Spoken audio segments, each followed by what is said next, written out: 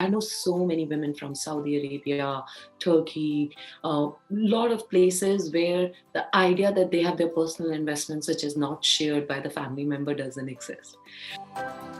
Of course, the tech field is becoming a lot more inclusive than it was previously, but we still do know there is a gender disparity that needs to be filled.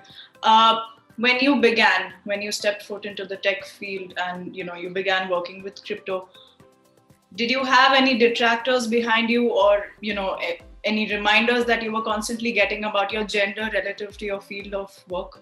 I was recently in March on some Zoom conference, which was originated from India. I'm zoning out on the name. And the guy said, "Oh, most of the women in blockchain are marketing people." And I was like, "No, I'm not. I'm happy to be a marketing person, but I also do a lot." So I asked him, I said, who created Lightning Labs? Who created BlockFi? Who is the main general partner at A16Z? Who is the managing partner, general partner at Consensus Ventures? I said, so I just kept on asking him, and he didn't know a single person who has done it. I'm like, yeah, because they're all women. Yes, we can term blockchain and crypto industry as the bro industry, which is actually honestly every industry. But we could see it's changing. What kind of scope do you think women have in the crypto space, and what are they bringing to the field? So first of all, we should all acknowledge there is this amazing juxtapose when we talk about women investing in crypto, right? I have realized very early on that when I invest in crypto, I don't have to tell anyone. Whether it's like, and it's funny, it's not like I don't want to tell anyone. It's just like it feels very personal. And the second thing is then you enjoy the high and the lows of your investments without having these investment advisors and your husband, your father, or somebody else trying to tell you, "Oh, but that happened." You know how in property or other things, everybody has an advice, right? Everyone has an advice. But this just seems very private. So I think that's why a lot of women very early on started going into it. I know so many women from Saudi Arabia, Turkey, a lot of places where the idea that they have their personal investments, which is not shared by the family member, doesn't exist.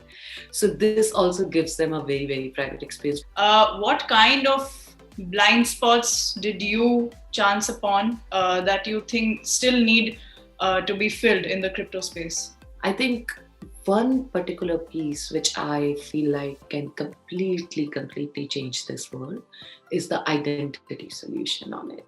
So everybody, as soon as you get onto a crypto infrastructure or a blockchain infrastructure, it generates a unique ID for you, right? And that's the same unique ID which is the base for something like UPI or your financial transactions. But what it does on blockchain is that ID is, you own that ID. It's like your ID locket. And in that locket, you can have your driving license, you can have your UPI, you can have your passport. But when it is about sharing from that locker, I can decide, oh, I'm checking in a hotel. I don't have to give my whole driving license to the hotel for them to know what is color of my eye, what is color of my hair, which is on the driving license, right? Why? So they can have a verified name and address in my identity. And when I'm going to the airport, yes, they can have the color of my eye if it's needed. So I feel like owning your own identity and then dictating when, where, and how, that is the solution which is going to completely revolutionize everything which we use in the world today. Not only on blockchain and crypto, but the whole internet. So what kind of tips do you have for newbies who are just starting out to invest or trade in the crypto space? Just read. Don't invest in because you're feeling a FOMO suddenly. Mm-hmm. And just read. There's so much material out there. Read. The second thing is, don't put more than 5% of your spendable capital in investment early, until and unless you understand the market. That's like the mix where if you lose it all, You're not going to go and blame somebody, or your life is not going to be interrupted.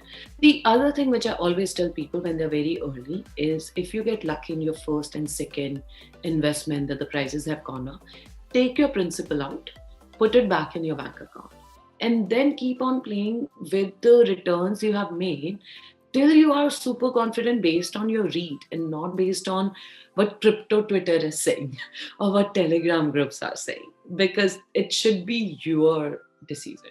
Subscribe to our YouTube channel and hit the bell icon so that you don't miss any videos by us.